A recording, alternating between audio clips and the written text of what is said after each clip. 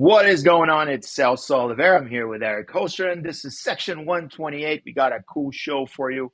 Thank you so much. Yesterday we were off, but today we're here.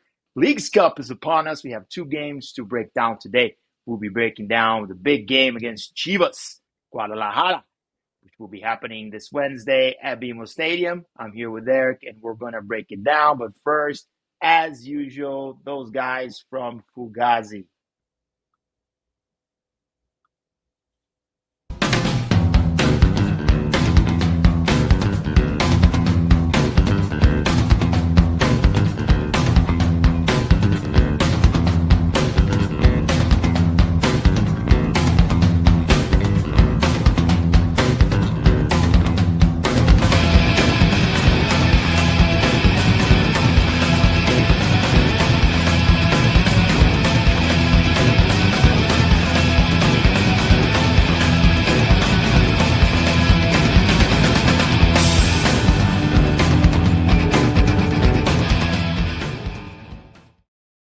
Yeah, here we go, buddy. Three, not one, but two, but three CONCACAF Champions Cup.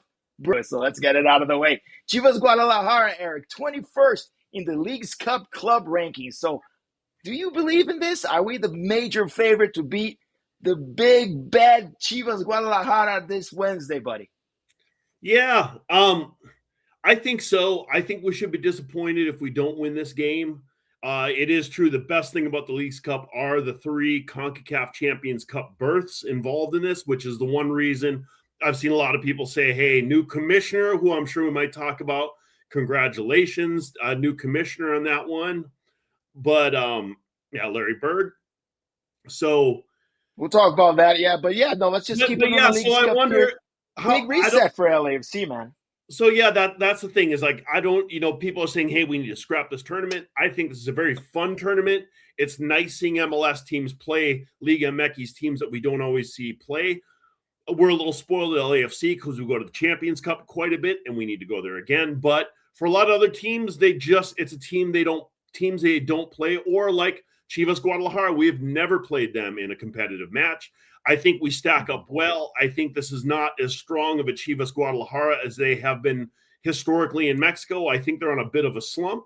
And, when former Carson player Efrain Alvarez is hitting the field, it's like, it can't be that great side anyways. Yeah, man. And we'll break it down. I have one slide here for us today, which is a little bit of a scouting of the other teams, since we don't have someone that is a big supporter of that like we had with Cruz Azul. We had Ivan coming here and talking everything he knew about that team, but it's a team that has some guys that I know. Alvarado is another one. Romo. These are dudes that I do know and believe can make a difference. They're going to have a following. There's going to be a lot of supporters in that stadium. I expect to be about 50-50 because a lot of our supporters themselves have dual, I would say, affiliation to other teams. And, some of them might be there. Some others just might be Carson fans that are there to double hate on us. But look, I have to pivot a little bit. We can talk more about the game itself. But yes, you brought it earlier that we do have a new commissioner incoming, and that will be Larry Bird. Now, I want you to really focus on what he's done for LAFC. Put your LAFC, supporter, and more than you are, super fan that you are, and tell me, is this really good for a Major League Soccer? And what can the league learn from LAFC in order to grow, in order to become what we really always wanted to be, which is a top 5, maybe top 7 league in the world, Eric? Yeah, I think one of the things for this is that, new commissioners and stuff, as owners of the teams, they kind of sit behind in the shadows. Typically with every team, your GM is there to take a lot of the incoming from the fans that would normally go to the owners, goes to the GM. They're kind of like the shield for those guys. So not a ton is always known about them, but let's look at what LAFC has done. Even if I am a huge homer, obviously, but even if I was a neutral, I think it would be very hard to admit that there has been a more successful expansion team in MLS history than LAFC. In our 8 years, we have already won multiple championships, and the team has really sustained. They've been at a level the entire time where we have competed. It's not like, Atlanta that had 2 good years and then just kind of fell off, or teams that they peak and then they fall apart. we really haven't had any of those down seasons. It's a sustained excellence. The growth of LAFC has been more than any other team. And so having a guy, and LAFC has a lot of owners, but Larry Berg is one of the three main big owners of the club. So he's a main, and he was a managing owner, right? Sorry yes. to cut you off, but that's important for people to understand is that he was the managing owner, and LAFC operates in, I believe, every 4 years, a new managing owner would take place, and now you're seeing Rosenthal be sort of the more vocal leader of the three, right? And him being, now relegated to more of a secondary position within LAFC. So in a sense, Rosenthal was already doing most of the work. Is that right? Yeah. So I do think in this case, what he really will bring is if he takes how he has been a part of the group that has grown the most successful team, expansion team, and has grown it extremely quickly, like at a much better velocity than anybody else has done. If you look at that and you translate that to MLS, you're getting somebody that understands how it is to grow things in this soccer environment and do it at a very high velocity. And so I think for this, if we want people that want to see faster growth at MLS, they want to see us faster move towards being a top team, he's your guy. The other candidate out of Seattle, I was much more of a media guy as opposed to like an investor. So I really think that this is a move that says MLS is going to take this bull by the horns, and we're going to push harder to grow the league. I would expect to see the spending limits get relaxed quite a bit, and on top of some other things. The one thing he did say is the choose your own adventure. So I do think a lot of the DP and the funky mechanisms will probably stay in place, but there'll probably be other perks and negatives and maybe even multiple more pathways created.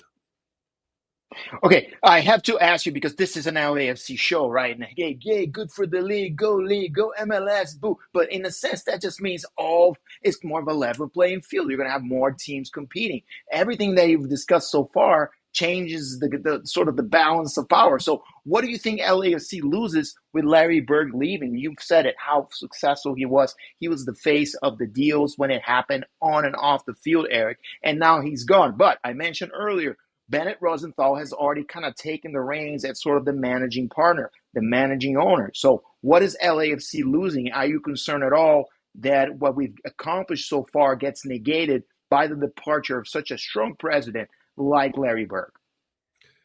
Well, I guess, who knows? The future will tell us. But I would say in the meantime, what I would kind of say about that is look at the transitions we've had, like in coaching, when Cherundolo took over for Bob Bradley, who had a pretty successful stint for a starting manager, how much of a drop-off did we see? Not a huge amount. When MDS took over for Cherundolo, how much of a drop-off did we see? Not a huge amount. I know as fans, we've criticized these coaches and we will continue to criticize these coaches. But if you take a step back, you try to put like a neutral fan hat on, you see under Bob Bradley a very good amount of success. Under Cherundolo, a very good amount of success. And under Mark Dos Santos, not enough time for a lot of success, but we're up pretty good near so the top far. of the West. We haven't fallen into like the low categories or anything like that. So, I think that we're pretty good at changing people and continuing the same culture that LAFC has kept. So you're not concerned at all. You think, what, par for the course, he's going to leave. It's going to help the league. I do agree with you. Expenditures will go up. He's already said he's not a big fan of Pro Rel because he's a business guy, right? A business guy. And he's also a former owner. He's one of them guys. So for those that think that he's going to revolutionize the league and change everything, he's one of the owners. He was voting with the owners every single time. In a league that needs 2/3 approvals for everything, by the way, every single one voted for him. The fact that they did not get the other guy does give a disadvantage, I believe, on negotiating a bigger TV deal. And, if you want to say the media guy might have had an advantage doing that, but he could be a tougher negotiator. Who knows? But the TV deal, Eric, which is going to be due in 2028, is very important for this league. And I think if something that Larry maybe don't have and the other guy had was the ability to negotiate a sweet TV deal just based on the connections that he had alone, right? But I'm happy with the appointment. I do believe that he's going to spend more money and allow it to be organically improved. But again, maybe a fourth DP might be as most as we're going to agree with. But you already said no pro rel. I don't like pro rel. So forget it. We're not going to allow 50 teams to be playing MLS in different divisions in 5 years. That's not going to happen under Larry Bird. It wouldn't be. I know we've had long conversations about pro rel in different years on this show, but number one, it's just a different model. And if you look at where pro rel exists, it's because you have independent clubs that come up to start a sports club, and you need something to manage it. It's much more like how college football is set up. There's not necessarily divisions, but they rank everybody in terms of strength because these are a bunch of independent entities. American sports were franchises, so there's kind of set rules. It's basically pro rel is a parity option to try to make sure that you don't have super teams or teams that don't deserve to be there because they're not spending. But I think with a lot of the salary cap mechanisms, it basically achieves the same thing it's supposed to be achieving. We miss out on a narrative of, teams going down or surviving, but these are also losing teams. I think on the other hand, we love our playoffs, and our franchise model works in all kinds of sports. It obviously works for NFL. It works for Major League Baseball. It works for the NBA. So it's kind of an American way that things are set up, and I'm not opposed to us setting up the American Soccer League in the same way that American other leagues are done, Yeah, I mean, let's just keep it with what's working. A lot of things are working. We're not here to move change. And I was like, the guy's negative 5 jobs, I love you, 5 Chief months Mike. on the job. They're already trying to change everything.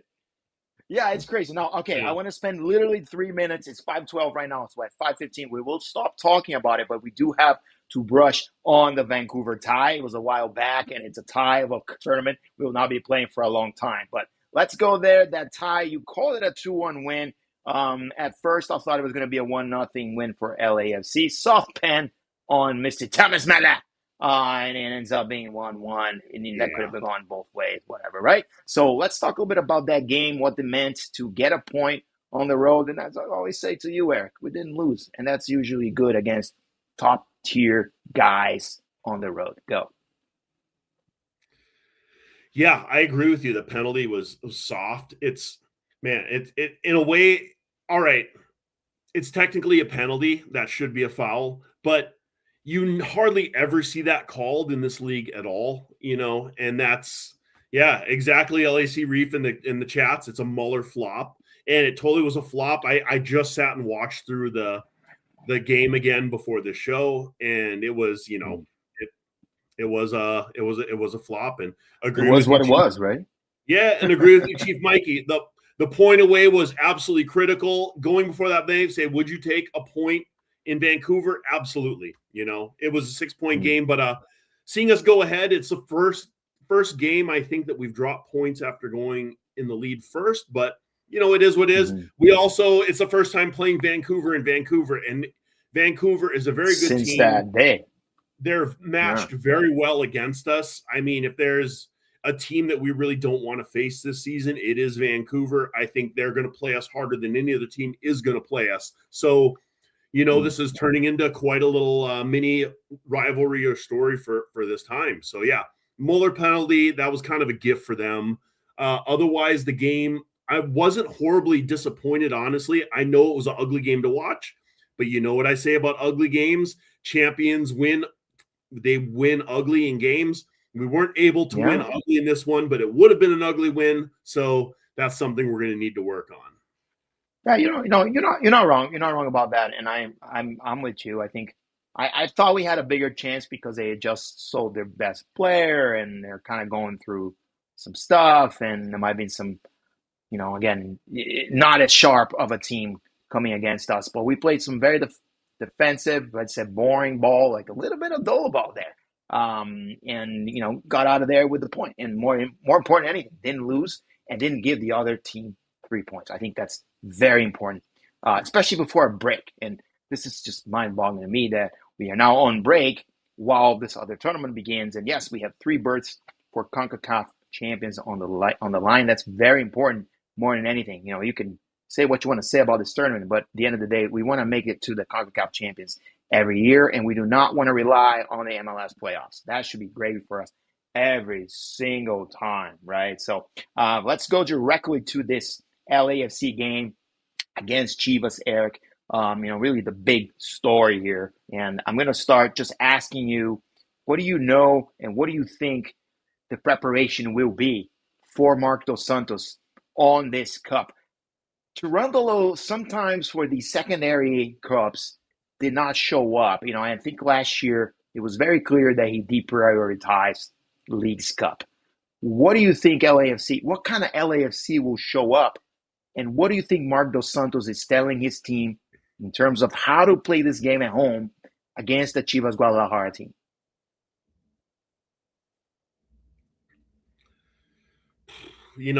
Number one, we have to win this game. As you said, the Champions Cup is very important. There's 3 berths in this tournament. We got to get at least a first, second, or a third place in this game. Otherwise we put it to chance. We got very, very lucky to make it to the Champions Cup this year. If you don't remember, it basically what came down to decision day and the way that the seeding happened, that we just happened to it wasn't even in our hands. So basically we got lucky to get in there. I hate seeing us have to rely on luck to get in there. I don't want to see it. So this is kind of a must-win game.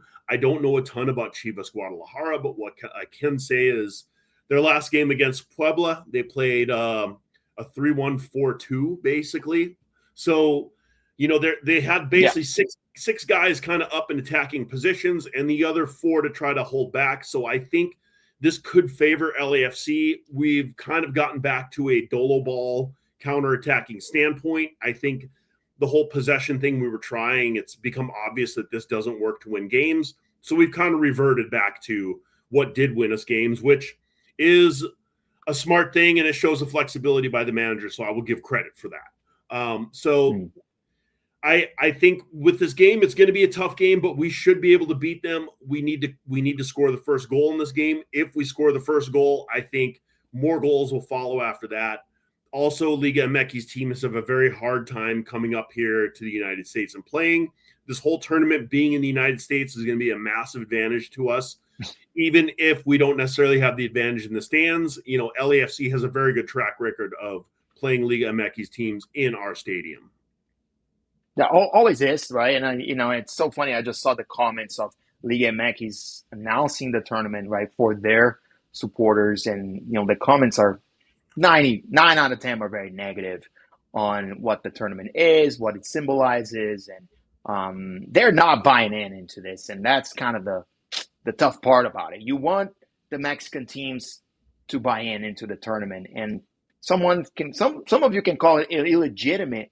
I see it as another opportunity to measure ourselves against Liga MX, our most, I would say, natural opponent and measuring stick. So, and give people in Southern California, right, an opportunity, for example, to play against some of these teams. The problem is when they go play out up north, right, against teams, and the stadium is very empty, and then you wonder, hey, why aren't we having some of these games happening in Mexico as well? So I understand the criticism is there and why is there. So their best player, you probably know him, Eric. His name is Alvarado, in my opinion, right? He seems to be the best player for their team.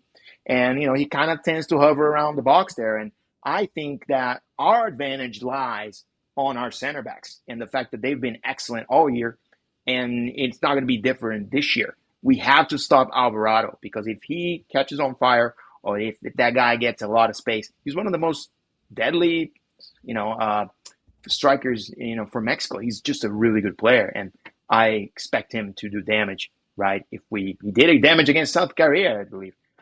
So it was something that we got to watch as well. You got Sonny on one side of South Korea going against a marquee Liga MX team in BMO Stadium. And by the way, let's talk about him. Let's talk about Sonny. The guy was not scoring at all, has a horrible World Cup, and now has scored 4 times in a row. He scored to go in Vancouver as well. So what's going on there, man? I know we talk a bit about this every week, but every week now he's showing up in the stat sheet. What's up? Yeah.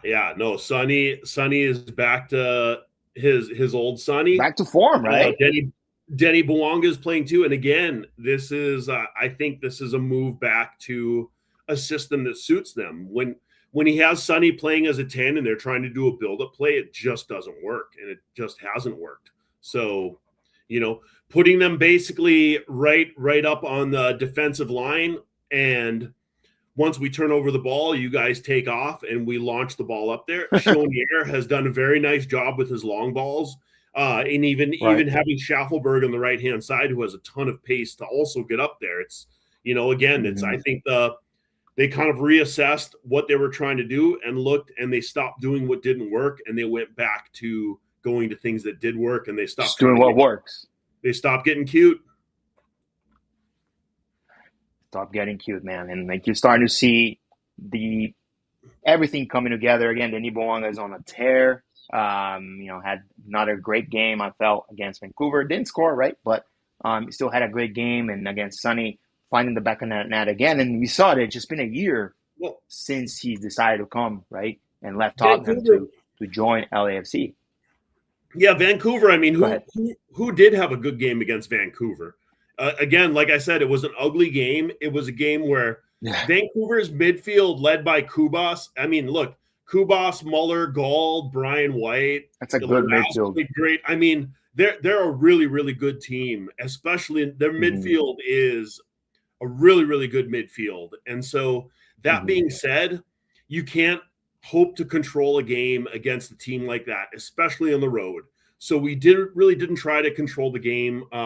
We're with a midfield of Tillman, Segura, and Chonier. And Tillman and Segura, they are dispossessed pretty regularly unless they move the ball backwards, in which case, you're basically moving the ball backwards until you can't, and somebody's just going to boot a ball up to midfield where it's going to go to two Vancouver guys who are going to recycle their attack, and so nobody's going to have a good game when basically you're defending the entire game. And against Vancouver, that was really all we can do. And we just had to wait for a chance to break out, which in the first half, we had one shot on goal, and that was a goal. And that was a Bouanga assisting Sonny. So, these guys aren't going to have good stats in games like this. And if we play Vancouver again this season, I expect it to look very similar like that, because we don't have a midfield that can outpossess their midfield. So it's kind of what we're stuck into doing. Okay. Well, I think that the key to the victory is what we're saying here: prevent these outside shots or them coming in through the middle, and those early crosses that we've always faltered through. If we can stop these two things, LAFC can generate some counters. I believe it's a team that likes to play in possession, and we like those teams. Come to us. We're going to frustrate you. You're not going to be able to play here, and then we're going to exploit the counter strike. So I believe we're going to lose the possession game as usual. And I believe we're going to lose the shots as well. But I believe we're going to be very close in the XG to this team. But I don't believe we're going to be just that much better than them to justify a big score, something like we saw against Cruz Azul, for example. I don't think it's going to be that kind of game. I think it's going to be tight. No one wants to lose here, too. 3 ties sends you home. It's weird because you got to go to penalties, right? So the format is kind of erratic. They want to keep that urgency at all times with this thing. So sometimes it's not necessarily like predictable on how this team is going to, conduct itself for 90 minutes. Technically, it's sort of like World Cup. Go all out, because you can lose if you just drop points. You do not want to drop points, right? And you not want to lose the penalties like we did last year. So with that being said, Eric, let's talk about our lineup. And who do you start for LAFC? Did we lose Eric? No, you're back. I think we're going to go with yeah. I'm back. It lagged out a bit, but it was just kind of while you're talking, so I caught most of it. For LAFC, our lineup, I believe we're probably going to be looking very similar to what we did. Schaberko, Long, Porteous, and Hollingshead. And Schaberko we didn't talk about, but he definitely had his worst game that he's had with us. He had a rough game. Midfield, that's where it gets trickier. I think a little bit. Tillman has been a little injured. I think we're going to go with Delgado, Segura, and Chonier. Segura, I think we're still rolling with until Igor Jesus. And to your point, I guess he's going to be there for defensive work. And the one thing I will say, and Chief Mikey brought it up, Gutierrez in long shots, and you brought up those outside the box shot. We are pretty good at blocking those shots. Our defense has stayed really compact and really good in those situations. So I do think we can minimize a lot of the outside the box shooting. It's getting broken on with the early crosses, you said before, where we'll struggle, but we're pretty good at not letting ourselves get into those positions. So hopefully this isn't a curse commentator and we're going to see a bunch of it now. But, I think they'll stay pretty in line there. Up front, I think we're going to go back to Bouanga, Sonny, and David Martinez starting out this game. And I think Martinez will be in there just for a little more of the holding, a little more of the dribbling. Although I am on the fence whether they go back to Schaffelberg to start that game, because I do think we're going to be playing counterattack. Chivas Guadalajara not playing against us, and there's a ton of Chivas fans in Los Angeles for this team. And so I think they're going to have a very good turnout. And that's the case with a lot of Liga MX teams here in the United States. Is there's so many fans they have here that can't regularly see them down there, that they're going to have good crowds of just people that are finally seeing the team, their childhood team that they grew up with, playing up here where they now live. Yeah, man, it's pretty wild. I believe Dallas is the other team in our group, so we would have to beat them. And then, of course, we'll have the second. No, that's not right. I forget how that works, but I know Guadalajara will be playing Dallas as well, and I know we'll be playing Toluca, right? I don't even know, man. This tournament just comes at us. We're playing Toluca. Yes, yeah. So it's just these little groups of three that will decide. So we'll see what happened with this game. Give me your prediction here. And I'll do the very same thing, man. League's Cup just started, by the way. 3 games going on right now. Columbus 1-0, I believe. 2 games, sorry. Columbus 1-0 over Atlas, and Pachuca currently tying Cincinnati. The 2 games going on right now. But yeah, Eric, your best guess for what happens at BMO Stadium? I think it's going to be a tight game, but I think at the end we are going to come out on top 2-1. Mm-hmm. Yeah, reminder, phase 1, Toluca August 8th and Querétaro on August 12th. That's the other team that I couldn't remember. So those are 3 Liga MX teams. It should be fun. I do believe that we need Sonny and Bouanga creating in transition. That's the key to the win. If Chivas controls possessions and can, not get caught in an early goal, which for LAFC, that's what we need. We need that early goal. Then the game becomes harder and harder as we go, right? So they got some World Cup caliber players. That's who they are. They're probably looking to give their fans in Los Angeles a taste of something. They've had a tough season, right? So there's all these ingredients of a very challenging and dangerous opponent. And more than anything, we want to come out of this saying, hey, guess what? It doesn't matter who plays us here in our stadium. We beat Club America a couple of times. We're going to beat you a couple of times now. And it doesn't matter. When you come to LA, you're not big, bad anybody. You're just another team, and we're going to beat you. With the exception of that Leon game. God damn it. With the exception of that Leon game. Someone asked me today if I, really struggle with some of the losses that we've had as LAFC fans, because people were trying to make me feel bad about having a commissioner like Larry Berg, and I think that's ridiculous. But I would say, honestly, the one loss that I still cannot get over it is the Leon final at home, because I really felt that we had that one bagged up and we shut the bed on that. I don't know why I bring that up, but, no, it's I think true. I bring it up for the fact that it matters so much to have, again, this rivalry with Liga MX. So rather than complaining about the stupidity of the tournament, just enjoy that you got to see a game between LAFC and Chivas. And guess what? CCL berth on the line, Eric. CCL berth on the line. I love this tournament. I think this is a great tournament. I've liked it ever since the very beginning of it, and that the first match where Messi put one in against Cruz Azul in a very dubious foul call, but nonetheless, from that moment I was like, this is going to be a fun tournament. And again, we've seen LAFC play every single MLS team multiple times. So getting things changed up to see teams that we don't ever play in this case, or very rarely play, it's nice to see us match up with different opponents. And, I do think this tournament is a struggle for Liga MX. I do believe 100% that Champions Cup really is the true measuring stick. And, I don't think the Liga MX teams do bring it all the way in this tournament. We did sweep. We did sweep the entries last time. I think the semifinals were all MLS teams last season, and the year before, I want to say it was all MLS again there. I don't think Liga MX has gotten any berths to the Champions Cup from this tournament yet. Maybe one in the 3 years, but not that much. So I do think this is a very MLS favored tournament for whatever reason. Liga MX teams don't do well in it, whether it's by choice or whether it's just off. I don't know, but that is a fact with this. It's not like Champions Cup. Mm-hmm. Yeah.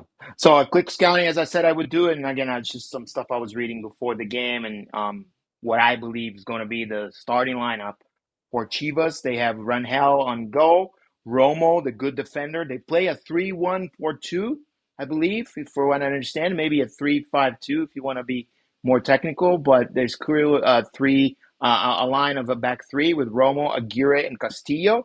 Gonzalez is sort of the sixth. There could be someone else in there since he tends to sub. Again, I watched a couple of games real quick of them.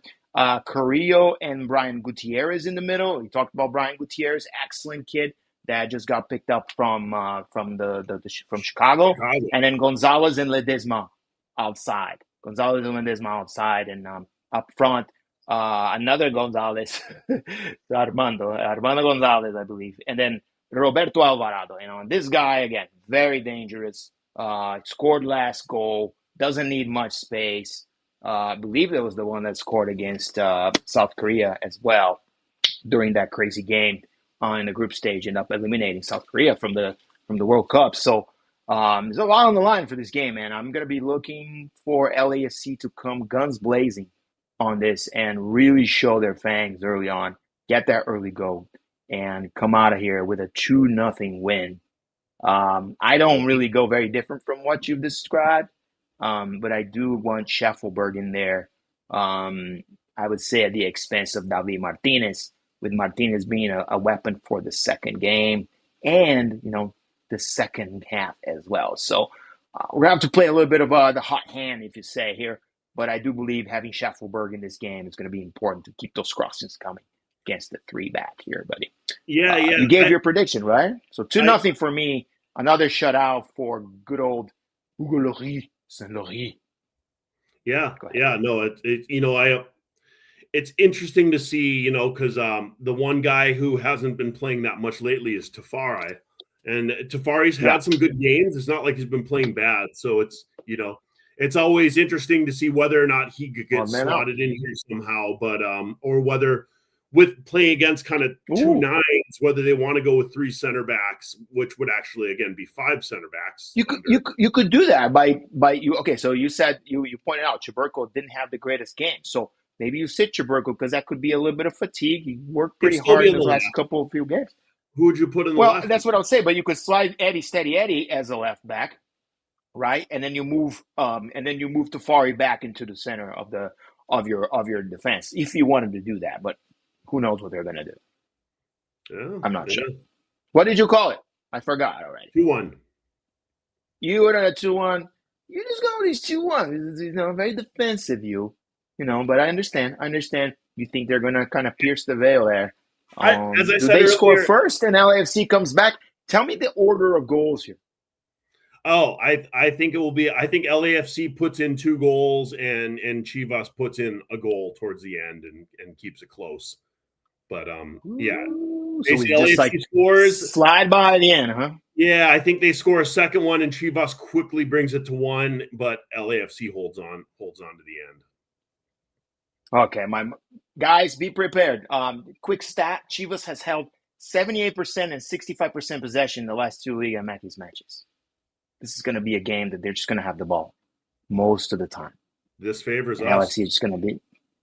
No, it does, but it also was not good for us when we played in CCL because it doesn't allow you to be the aggressor at home and it tires you. So if they're a team that can play against the counter and they like to play against the counter, it's like who's going to be more successful in what they do well.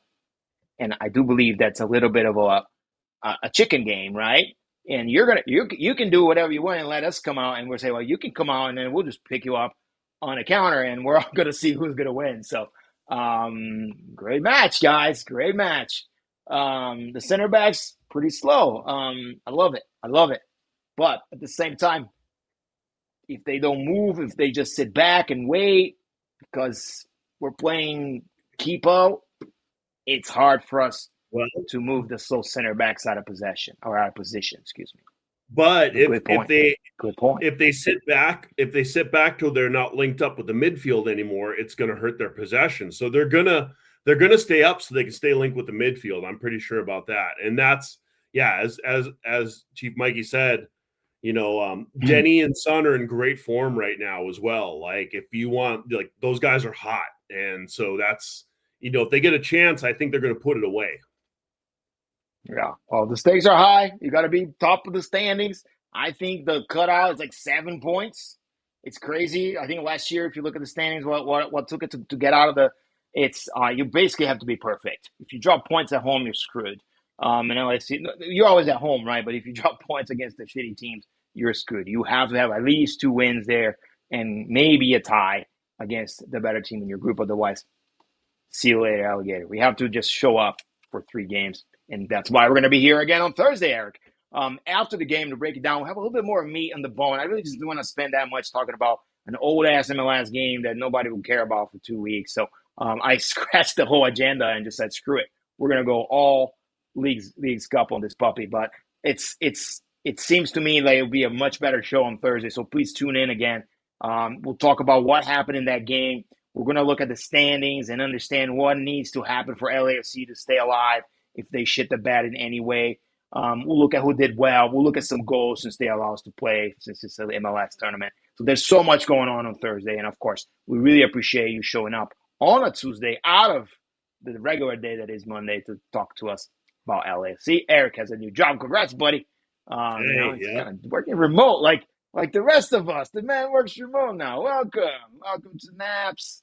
Lunches whenever you want. It's fun. You will like that. But we'll be here Thursday. And if you're, again, not a subscriber, hit that like, hit that subscribe button for us. It does help tremendously. And you can find us, of course, on Twitter under @Celso Oliveira and @Eric Hoekstrom as well.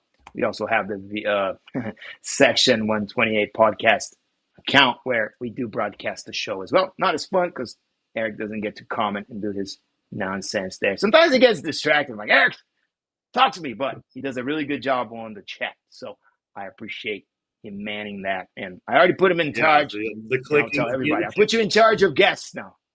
Eric's now in charge of guests for the show. We've been busy with that, but I tried to get him.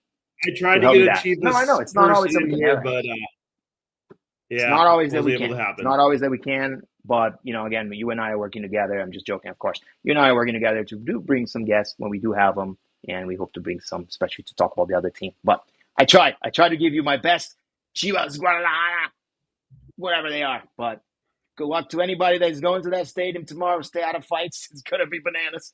Don't drink a lot. $5 Modelo's. Type of day that is shit's gonna be bananas tomorrow. Stay away from them. Stay away from that because there's gonna be a lot of Chivas people just going at it, man. It's gonna be crazy. No, fuck it. Just go at it. Go at it, guys. Go at it. Have fun and fuck Chivas.